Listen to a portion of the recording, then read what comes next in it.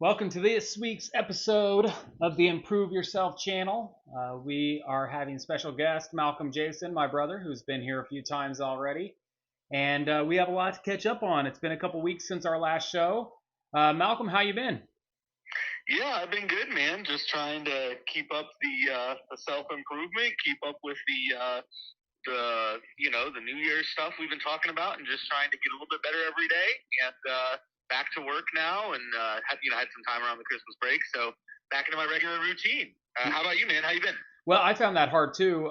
As far as routines, habits, we both know the importance of those things so much. And when Yeah, you start the new year off with all these habits and all these things you want to do, and then suddenly your routines are all messed up because you're not at school, you're having snow days, you're having all kinds of things, your routine is completely off, and you find all these reasons to not do the things that you set out to do really early. exactly. Yeah, I think so much of life is rhythms and routines, and when you break out of those, it can be really hard to get back into them too. Yeah. But definitely happy to be back in kind of the regular rhythm of life, and I think I'm moving forward, improving a little bit at a time.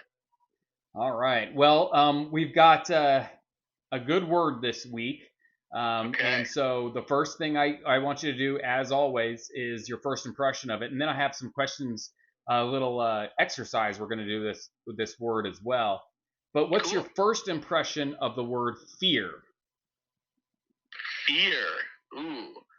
Uh, First impression of the word fear is, you know, those things that make you uncomfortable, those things that that feeling that you have that something just isn't right, something isn't what you expected it to be or what it should be, what you think it should be, and fear being something that uh, a lot of times keeps us from doing things. We're afraid to do new things because of fear. Those would be my first initial thoughts. Perfect. And then so Yeah, let's go to my exercise here. If you were going yeah. to pick a color for fear, what color would it be? Ooh, color for fear. Um, Man, I feel like the first two colors my mind went to were black and red. Okay. And I think of black because I think of like, I mean, people are afraid. For example, people are afraid of the dark, right? But there's something about the darkness of like black feels sort of like an unknown, right? Like Mm-hmm. there's a void. So I guess I would say black even more so than red. I think black, this void of like, I guess maybe perhaps it reveals that one of my fears is like fear of the unknown, right? Like just what is this sort of void? Mm-hmm. Yeah. So, and then my next question is, if fear was hot or cold, what would you choose? Ooh. I think cold. I Okay. think I think the like skin, you know what I mean, like getting goosebumps from when it's cold, or it just that. I think when I feel nervous, I kind of that same like sort of cold, you know what I mean, like when you're freezing, that shivering kind of feeling. Definitely. Yeah. Okay, so exactly the answers I was predicting, and I Okay. want my listeners to know that I don't rehearse this. This is No. all based on my hypothesis of what I'm thinking, and a lot of times it works out. And actually, in one of my channel videos, the questions were answered differently than what I was expecting, but this time it was right on. Fear um, is is definitely. Oh, there's my baby Emmeline. She's coming into the video. But so back to the word fear. I think when you're afraid of something as a human being, especially in our society today, I would say 80% of people are almost frozen, uh, where they're frozen, cold and can't move. Like you can't do Yes. anything Yep. most of the time. Now there's the fight or flight um, uh, idea of fear where it's either run from it or you're so scared of it you are just frozen in your spot, right? So Yep. whenever you said red or black, for red and black are very different colors. Red is Yeah. bright. So if you're thinking red for fear, that means you're running from it. You're scared and you're running, that type of fear. But then there's Yeah. that also mind numbing black fear where it just freezes you in your spot and you can't do anything. You're frozen in spot in your spot and you're not motivated to do anything. Everything you've set out to do, you're frozen. You can't do it. Yeah, kind of paralyzed by fear. Yeah. Paralyzed by fear. So, as always, fear definitely, I think we're both going to agree on this. Fear definitely has a negative tone, correct? Yeah, absolutely. Has a negative connotation. Absolutely. All right. So what? Now, of course, my next question is, what are the positives of fear? Well, I think that fear is something that if I think that it can be something that you that it can be something that tells you you're outside of your comfort zone, which can be a good thing. Mm-hmm. It can be a good thing to do things that make you uncomfortable, and that are a little bit scary, right? Like sometimes we like scary things, right? I'm a big fan of scary movies, you Mm-hmm. know, and one of the reasons I like them is because they actually make me feel something, right? It's sort of like it's like a controlled way to feel fear, right? It's like I can feel fear in a way that I know is going to end, have a resolution, right? And so in that way, I think it's a positive way to produce fear in the sense that, I think that there's something about psychologically preparing yourself for future fear, you know, Mm-hmm. by introducing it in a controlled setting. So I think there can be ways where fear kind of helps you recognize that you're growing or that you are changing in some way. You know, you can have fear about positive things, you know? Yeah. So controlling our fear in a positive way. Obviously, the biggest benefit of fear, obviously, is safety, right? It keeps us safe. We are scared of jumping off of a big building. That is a fearful experience for us. Now, when we become fearful to do something that might improve ourselves, that's when we are trying to control our fear in a way that we can get past it and do this thing that we think will improve ourselves. Yep. Absolutely. So yeah. That we're going to break down this word more here later, but that's kind of what we have kind of our definition of fear is it's this safety net. However, it is oftentimes in our lives a negative safety net that we let cover us, where we can't get the things done that we want to get done, and that's when it's negative. Yeah, well, because we also live in a world and a culture. Fortunately, this is a great thing.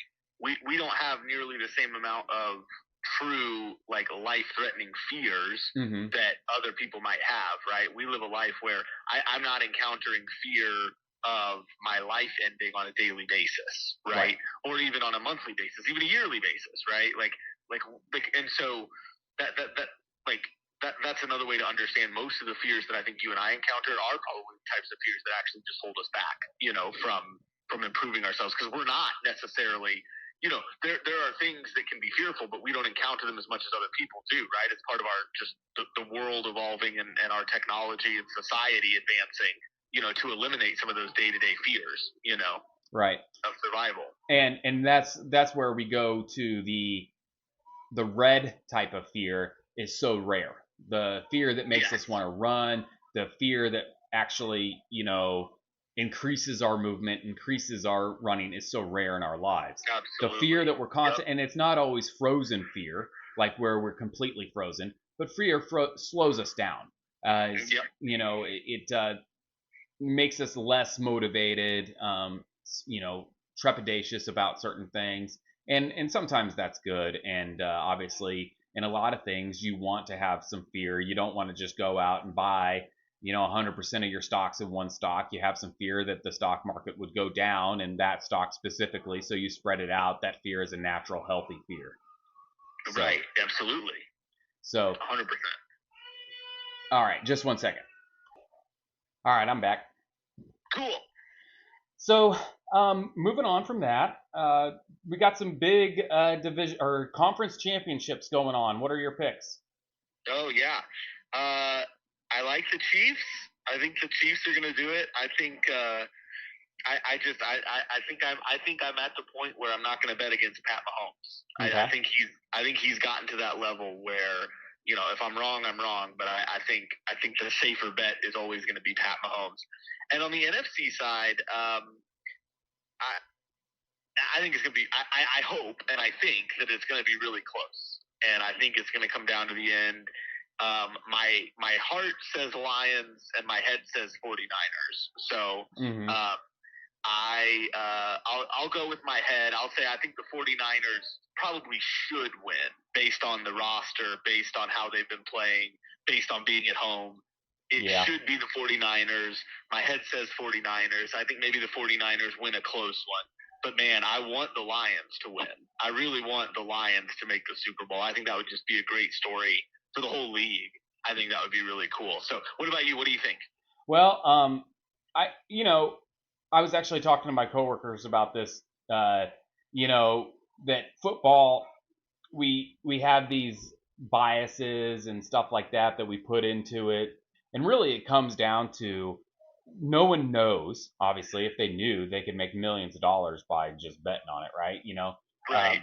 No one knows who's going to win. It's basically going to be a coin flip one way or the other.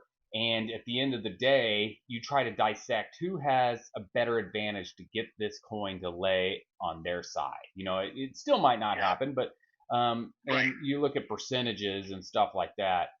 One of the things about the Ravens that worry me is that the Chiefs had a lot of trouble stopping Josh Allen on the run last week. Yeah, and Lamar is a whole nother ball game on that. Yeah, a whole nother ball game on it. But the faith I have is then you sit there and say, well, the argument to that would be is maybe because they're scared of Josh Allen throwing it, they weren't really committing to the run, and maybe with Allen they can commit more to the run and force him to pass, and we'll see that side of Jackson, as far as his passing ability.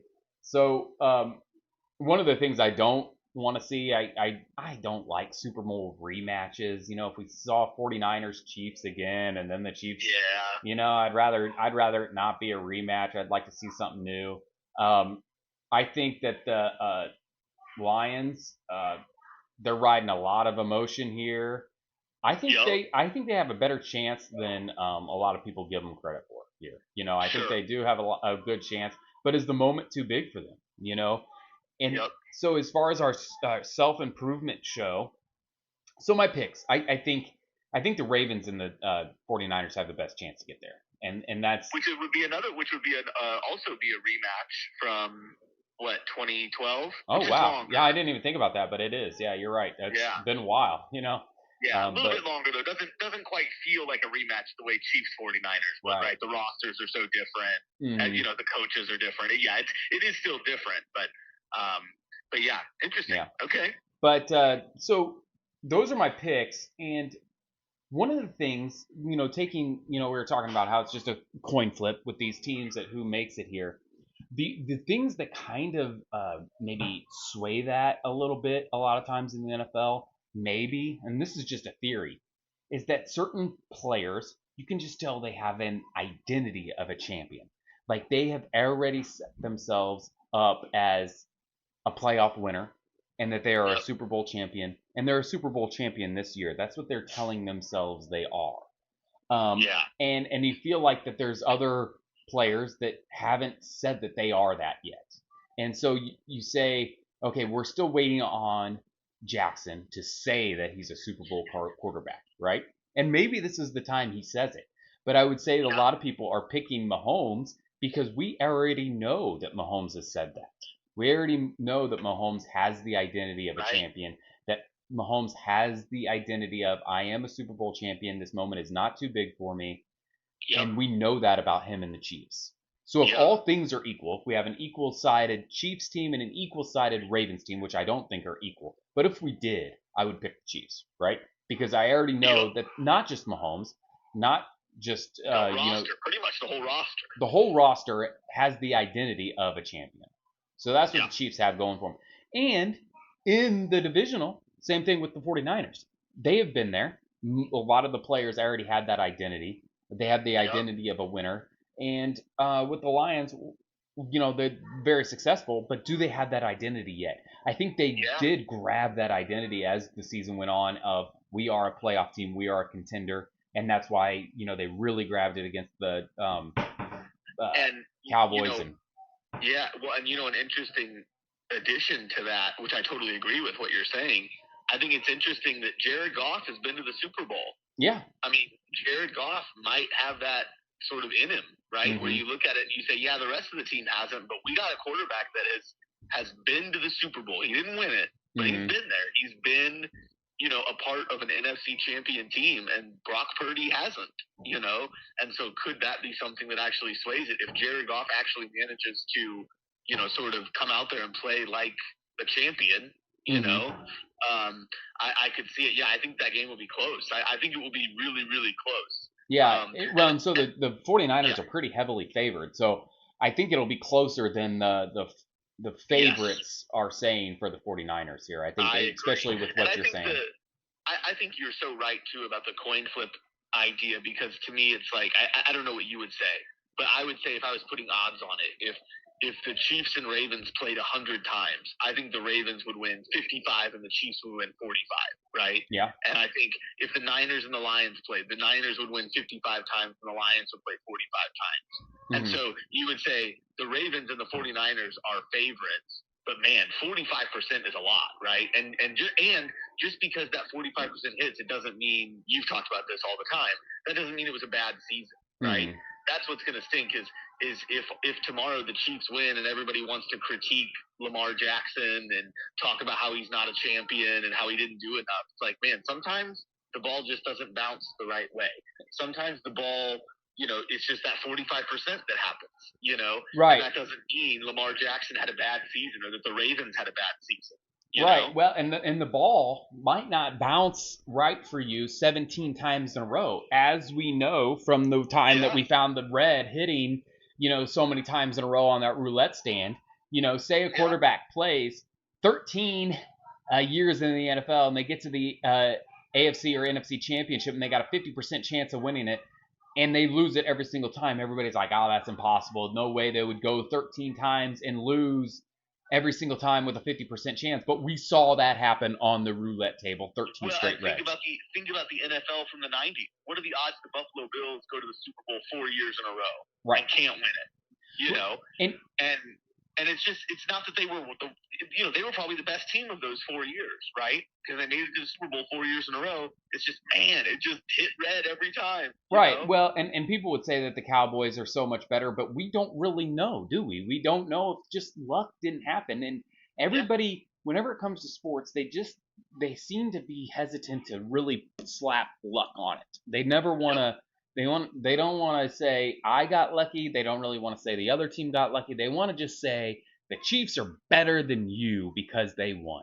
And it is what it is. I think if you play 17 years and the Chiefs go so many times, obviously there's a statistical anomaly that the Chiefs are better than the Cardinals because the Chiefs are doing all this and the Cardinals year after year after year, right? But you have to have like a complete set of a long period of time to really come to that conclusion. You can't just come to that conclusion off of just a few games. And we've seen playoff games where I still think, I don't know what you think, but I go back a few years ago, I still think the Buccaneers Chiefs Super Bowl is one that if they played it 100 times, I think the Chiefs win 55, right? I think the Chiefs were better, in my opinion, as a roster, but just wasn't their day. The numbers don't hit, the ball doesn't bounce right, and the Buccaneers win.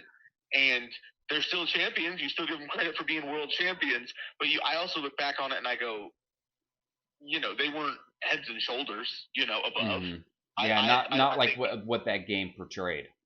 Right, exactly. Sometimes the ball just bounces that way. You can look at this year's playoffs. Do I really think the Packers are 30 points better than the Cowboys? No, that's just how that one game happened to play out. Yep. And yeah, we're hesitant to put luck on it. We're hesitant to say, well, it's just bad luck. Instead, we want to say, well, it's bad coaching, bad quarterback, bad play.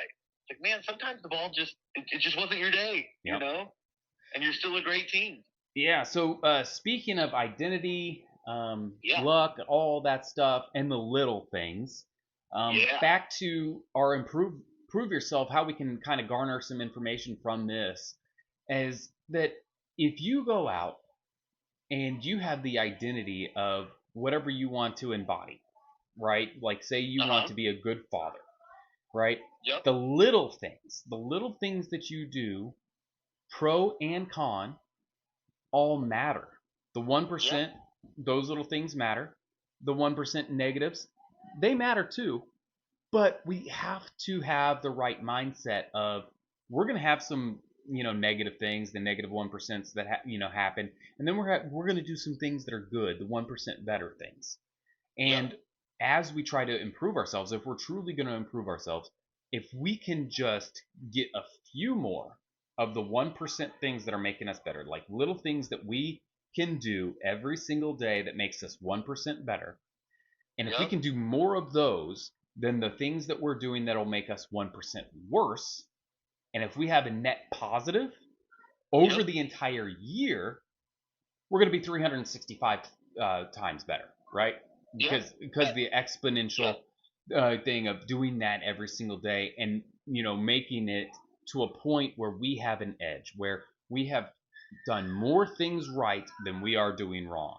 And the more we kind of identify bad habits and maybe try to limit those and destroy the bad habits in our lives, and the more Yep. we identify good things that we are doing on a daily basis and practice those, make those habits, have us do those without even thinking, the easier and better our lives will be.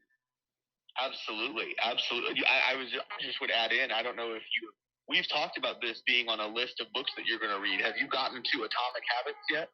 Yeah, I was wondering if you could tell that I am garnishing a lot of information from that.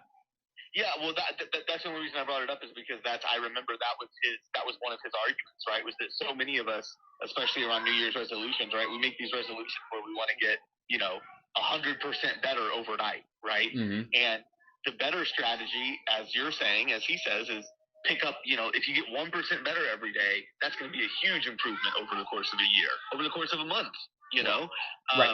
And setting those little incremental things and just seeing, can I get a little bit better every time I do this thing, or every day, whatever it is. Mm-hmm. Yeah, absolutely. Those small incremental things and things that you can do repetitively, things that you can stick with and do as part of your lifestyle, not as part of a temporary change that you're going to go back on, a month from now. Exactly. So it's not setting a goal to be to run a 5K. You're setting a goal to be a runner, right? That's right. You're not saying, okay, I'm just going to run this 5K and be done. No, you're making a lifestyle change, something that you can do every day to be the runner that you are, right?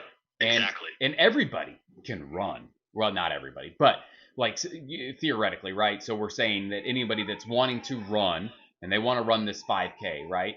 You can be a runner, but you just make incremental increases. Yep. So. Yeah, absolutely. And that applies with everything. And that's why I was kind of saying, like, identifying as a good dad and stuff like that. Speaking of, one more break. Let me see what's going on with these kiddos. All right, I'm back. We're going to have Emma finish up the show with us. This is awesome. Emmeline. Hi, Emmeline. Yeah, it's starting to get closer to nap. I fed her some lunch today, and she had some chicken nuggets, and I was sneaking in a show while she was eating, but she's all done. You ate pretty good. Very cool. No problem with that. Yeah, so Joshua had a pretty good basketball game this morning. Yeah, tell us about it. So it was at 8 o'clock in the morning. First things first. We get there to the basketball court, and they start scoring and making baskets and stuff like that. And the other team had one kid that just kept on scoring. And what was really at the very end, what was really cool is Joshua's coach put him on that kid to shut him down, and Joshua got a couple stops. And what was funny is that kid actually scored on Joshua, and I guess really the real positive that you can garnish from basketball and everything with Joshua there is that when that kid did score on him, even though he was told to go shut him down, he didn't break down. He just, went to the next possession and did a good job with that. So it was it was pretty cool to see. And of course, at the very end of the game, Joshua made a stop, kind of swatted away a shot, and had his hands up there, and and ended up his team won by 2. I don't even know if they should be keeping score, especially since the goal is to get everybody a shot. But, the parents, because of this one kid scoring all of their points, we started getting kind of, into it and cheering on Joshua to kind Oh of, yeah, stop him. get Yeah, some stops there. So speaking of, it's getting closer to February, that's which great. we'll be Yeah. doing another Super Shot Challenge for anyone that saw the first video of the Super Oh Shot yeah. Challenge. See how he does. See if he can cut some. Has he been practicing? Well, the weather has been bad as far as doing the Yeah. January. I'm going to do a whole new list in February of a Super Shot Challenge that's a brand new Nice. list. So Nice. That's awesome, man. I'm excited to see it. The first one was fun. It was fun seeing him knock out, especially at basketball, man. He knocked those down right away. yeah. Well, what's funny is there's a lot of times we did it and didn't film it, and that was actually a struggle sometimes. And then he did better on other ones. So that's just how it is. Sometimes the shots are falling, and sometimes they are. Yeah, So, that's part of the life lesson too, right? Part of what basketball can teach you. Yeah, for sure. Yeah, so we're doing a lot of that. And I'm trying to, as far as like identifying as a good father and making that part of my self improvement, just really telling him how he can improve himself and how he can, make good decisions every day and identify as a good kid. That's what I tell him is, you are a good kid, you are a good leader. What would a good leader, what would a good kid do in this situation? And That's good. and that's a good question to ask your kids. Like, say your kid's name is Bobby, and Bobby's really angry about something, and say, Bobby, you are a really good kid, and you make really good decisions. What do you think a good kid would do right now? Just tell me, what would a good kid do right now? What decision would a good kid make in this situation? And sometimes they'll actually sit there and think about it and say, yeah, a good kid would do the good choice here, and that's what we want. So. Yeah, I totally agree. No, I totally agree. And trying to find it. Yeah, and that's also a positive way to reinforce good behavior. It's not always critiquing bad behavior, but just also trying to highlight, what would be the right decision here. Mm-hmm. Yeah, absolutely. Yeah. So just to recap our video before we go, our word of the day was fear, and we talked about how in today's society we don't want fear to prevent you from doing good things. Don't be scared of trying a new habit. Don't be scared of trying to get rid of your bad habits. Don't let fear control your life. Fear has good things. Obviously, it keeps you from doing things that are dangerous, keeps you from jumping off of buildings. But don't let fear be the thing that stops you from improving your life.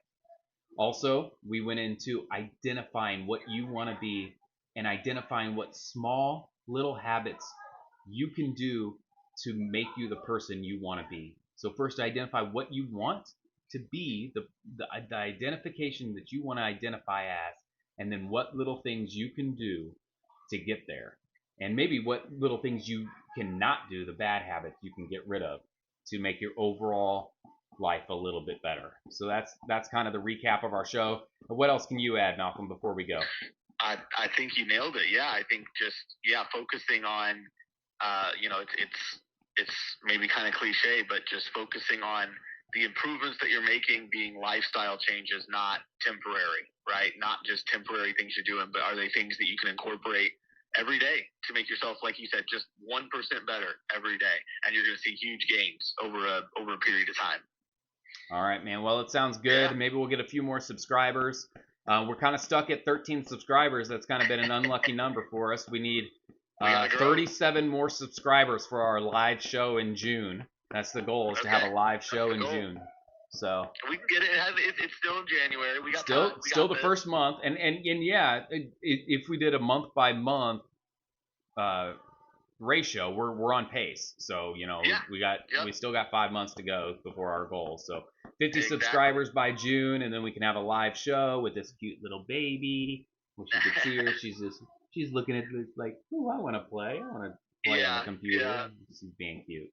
So, all right, Malcolm. Well, thanks for joining me on the show, and I think it was a really good show, and I think we learned a lot. I think so too, bro. Always happy to be on. That's awesome. All right, sounds good. Talk to you soon. Later. All right, bye.